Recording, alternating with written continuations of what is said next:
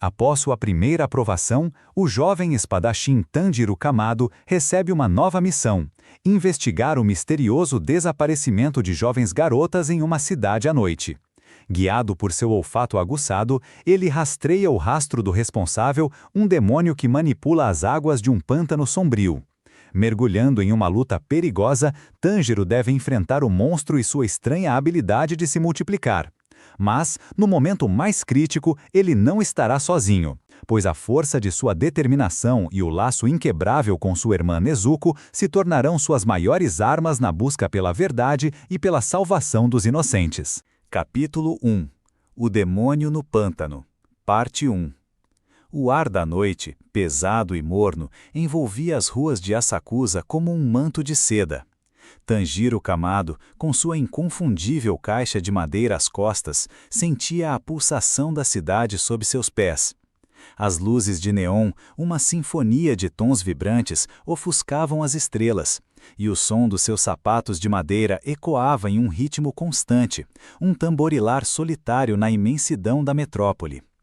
Tanjiro, com sua audição aguçada, percebia cada detalhe da vida noturna. O zumbido distante de uma lâmpada fluorescente tremeluzindo, o rangido de uma porta de correr de uma loja de macarrão que fechava, o sussurro apressado de vozes que passavam por ele, fragmentos de conversas que se perdiam no ar. Acima de sua cabeça, em um voo frenético e pontuado por aletas vigorosas, o corvo-guia de Tanjiro, de pena negra e brilhante, grasnava com uma urgência que rasgava o silêncio. A voz do corvo era áspera e imperiosa, um contraste marcante com a tranquilidade aparente da noite urbana. Tanjiro Kamado, siga-me para o norte. Ao norte, sua próxima missão está lá. Há 2 garotas desaparecidas na cidade, sequestradas por um demônio. Encontre-o e mate-o. O corvo repetia a ordem como um mantra, sua voz rouca ecoando em um tom cheio de impaciência e comando. Tanjiro parou, a cabeça inclinada para trás, os olhos fixos na silhueta do pássaro contra o céu iluminado. Ele absorvia cada palavra, cada sílaba, sentindo o peso da responsabilidade em seus ombros, mais do que o da caixa de Nezuko. Esta era sua primeira missão solo, e a gravidade da tarefa pressionava-o com a força da própria gravidade. A cidade era uma entidade grande e labiríntica, com cheiros estranhos e sons que se misturavam em uma cacofonia avassaladora. Tanjiro sentia a mistura de odores, o perfume doce e floral de um incenso, o cheiro de comida frita e temperos cozidos, a poeira das ruas levantada por passos apressados e, misturado a tudo, um cheiro que o fazia estremecer. Era um odor que não pertencia à cidade, o cheiro da desgraça, da tristeza e do desespero. Era um aroma peculiar, quase metálico, de sofrimento que se aderia às pessoas como um tecido invisível. Era o cheiro do medo. Tanjiro seguiu o corvo para fora do centro movimentado, em direção aos bairros residenciais, onde as casas de madeira se alinhavam em ruas estreitas e escuras. A escuridão era mais intensa ali, e o cheiro do medo se intensificava a cada passo, tornando-se um cheiro amargo e pungente. O rastro o levou a uma casa em particular, onde a fonte do odor era mais forte. Ele viu uma garota, o corpo miúdo e trêmulo, chorando silenciosamente, enquanto um homem tentava consolá-la. Ele se aproximou com cautela, a audição aguçada captando o murmurar do homem. Não chore, Kazumi. O que podemos fazer? Vamos procurar de novo. O corvo parou em um galho de árvore próximo e observou Tanjiro com seus olhos de contas negras. Tanjiro, esta é a primeira vítima. A noiva dele foi sequestrada. O cheiro do demônio está aqui. Aproxime-se, Tanjiro. Tanjiro se apresentou, a voz calma e respeitosa, apesar da urgência da situação. O homem, Kazumi, olhou para Tanjiro, os olhos vermelhos inchados pelo choro, parecendo exausto e devastado. Tanjiro explicou que era um caçador de demônios enviado para investigar os sequestros. Kazumi, no início cético, concordou em ajudar, sua incredulidade se transformando em uma esperança desesperada. Eu não entendo o que aconteceu com a Satoko. Ela simplesmente sumiu. Não houve luta, nada. É como se ela tivesse evaporado no ar, disse ele, a voz embargada pela dor. Tanjiro se concentrou, fechando os olhos para aguçar seus outros sentidos. Ele inspirou profundamente, sentindo o ar frio e úmido da noite. O mundo à sua volta se transformou em uma tapeçaria de cheiros. O cheiro de tristeza de Kazumi era como o de cinzas, denso e pesado. O cheiro de pó das ruas era seco e terroso. O cheiro da madeira velha das casas, mofo e umidade. Mas, mais forte que todos, havia o cheiro de um demônio. Um odor de sangue coagulado e terra podre, misturado com um perfume doce e doentio, como o cheiro de flores murchas. O cheiro era tão forte que Tanjiro sentia como se estivesse diante da criatura. O rastro do cheiro de demônio o levou para uma rua próxima. Ele sentia o cheiro se aprofundar a cada passo, tornando-se mais intenso e mais repugnante. Kazumi, ao seu lado, parecia confuso e ansioso. "Eu não sinto nada, é só o cheiro da noite", disse ele, a voz carregada de frustração. "O cheiro é diferente do que eu já senti", disse Tanjiro, a voz em um murmúrio sério. "É forte, muito forte."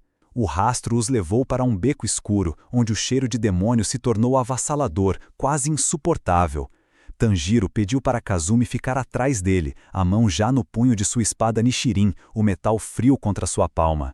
A voz de Nezuko ecoou em sua mente. Ela não falou, mas Tanjiro sentiu sua preocupação, sua energia vibrando através da caixa. Ele sabia que ela estava pronta para sair a qualquer momento, para protegê-lo.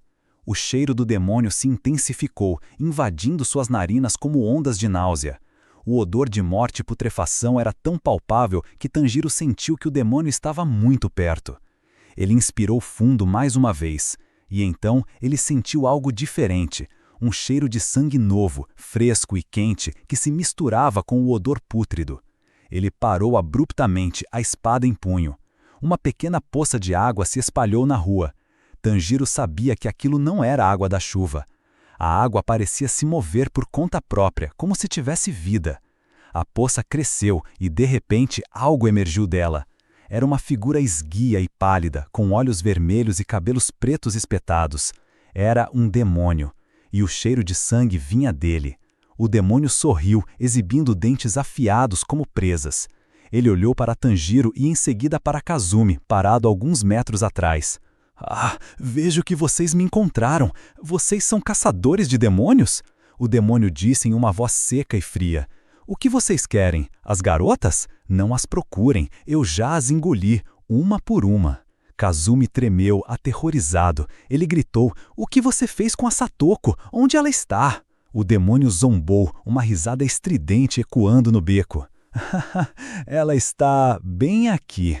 O demônio colocou a mão na barriga e emitiu uma risada sádica. "Ela está dentro de mim, todas elas." A raiva borbulhou dentro de Tanjiro, uma chama fria em seu peito.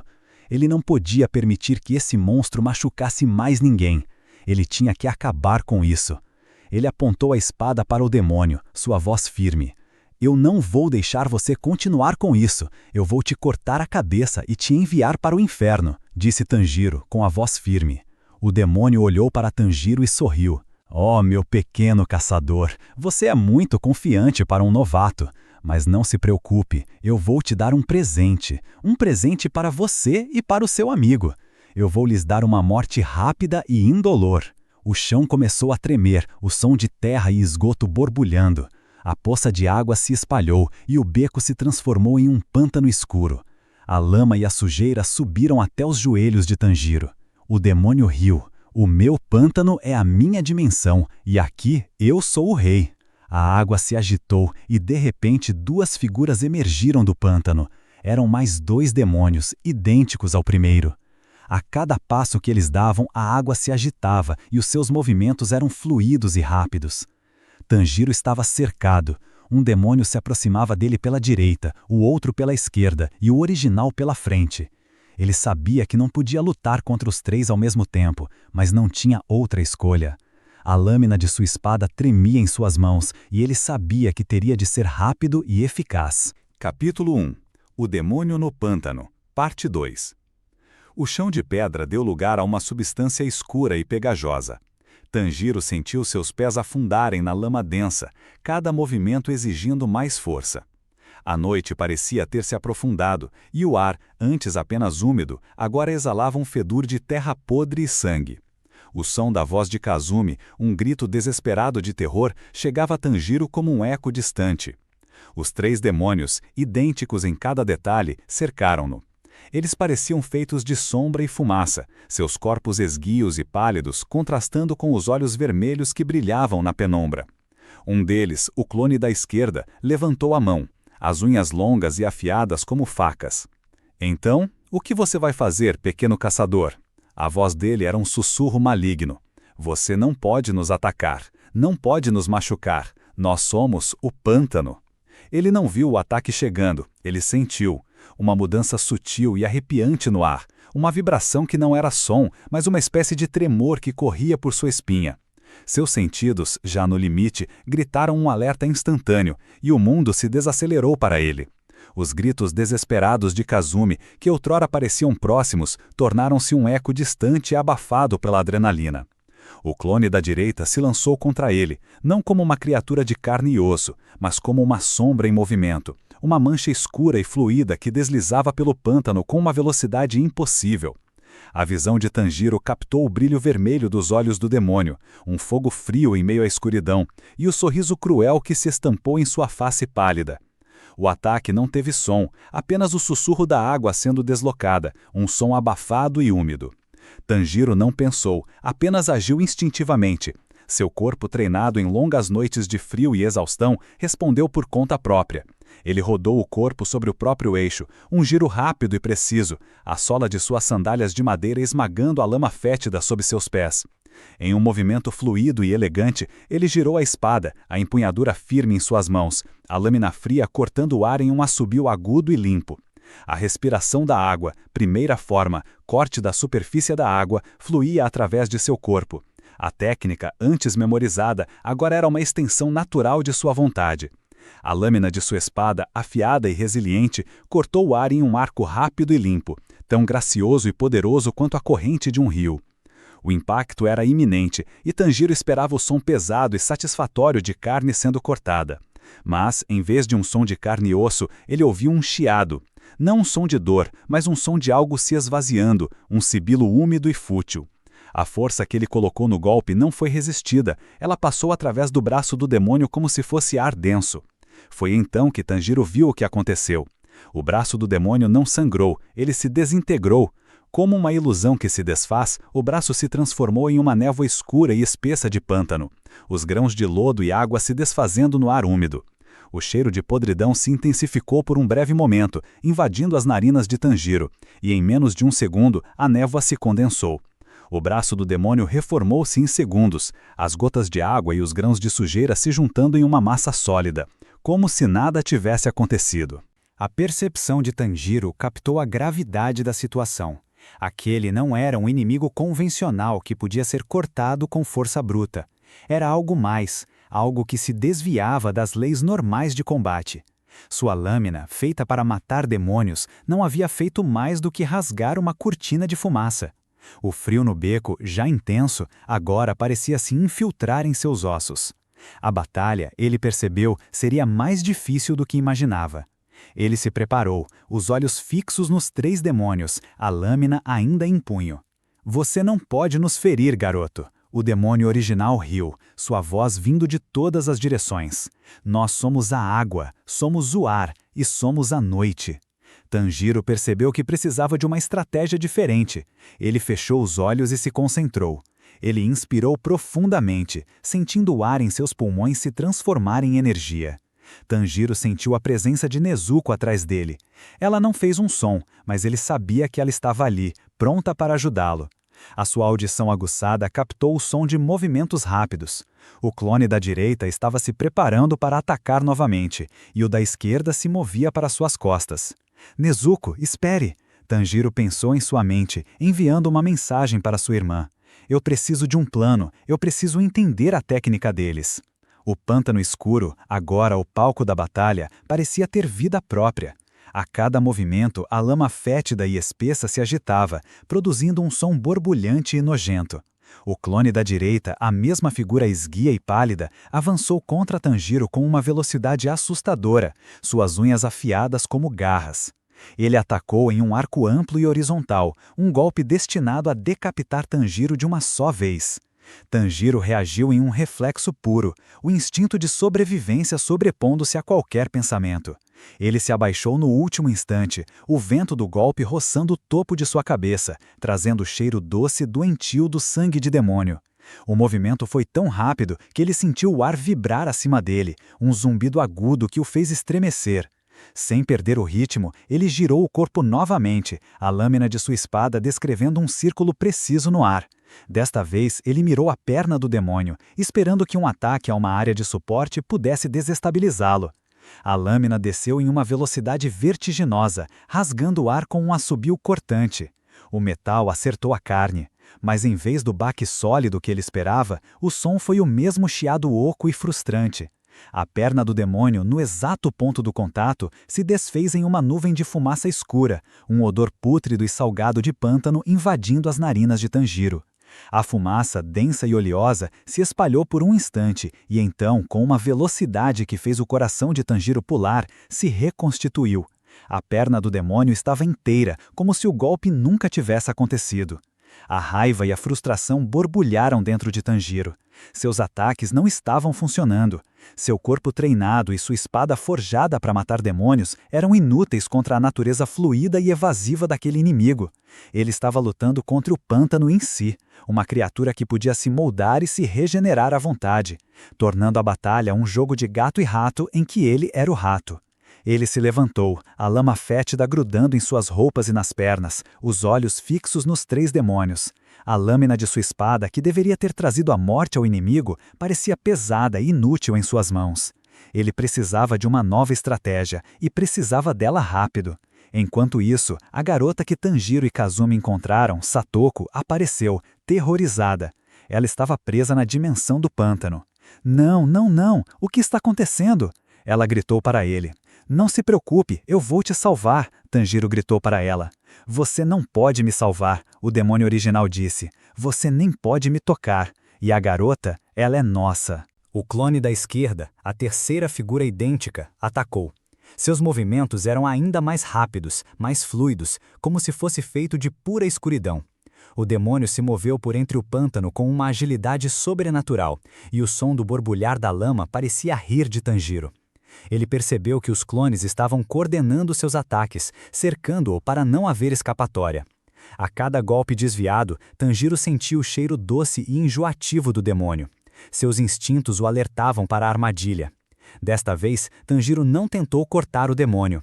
Em vez disso, ele levantou sua espada para bloquear o golpe. Ele se preparou para o impacto, os músculos de seus braços e ombros tensos. O baque foi alto e violento, e a lâmina de sua espada vibrou, zumbindo em sua mão como se tivesse vida própria.